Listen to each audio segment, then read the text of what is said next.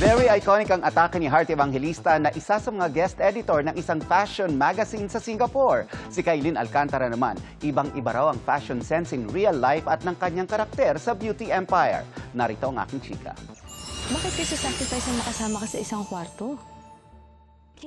It's giving high-class fashion ang ipinapakita ng karakter ni Kailin Alcantara sa leading primetime series ng GMA at View Philippines na Beauty Empire. Ganda-gandahan lang ang puksaan nila ng karakter played by her real-life BFF na si Barbie Fortesa. Aminado si Kailin that she enjoys being dolled up sa taping.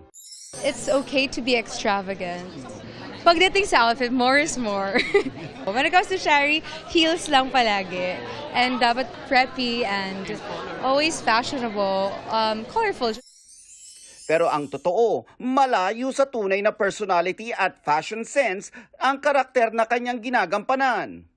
Comfort over fashion ang pinipili niya behind the camera. T-shirt, jeans, sneakers. Nakadepende po talaga sa mood ko kung ano yung outfit ko for that day. Kasi may mga times that I just want to be sporty.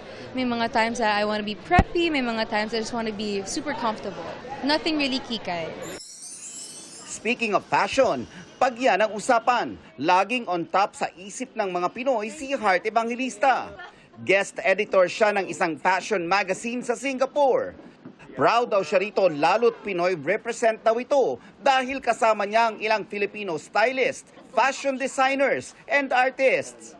It's a big deal for me, especially that it's, to be celebrated elsewhere and then you bring that back to the Philippines. And I'm very proud because, I really worked hard. It's really sharing that spotlight with Filipino talent and artists. Ang pagiging stylish ni Heart, kita hanggang sa kanyang mga pagdalo sa State of the Nation address ng Pangulo. Pero sabi ni Heart, ni minsan ay hindi raw niya itinuring na mala Fashion Week ang pagdalo rito. I think there's a time and place for these things, and Sona is really truly not about fashion.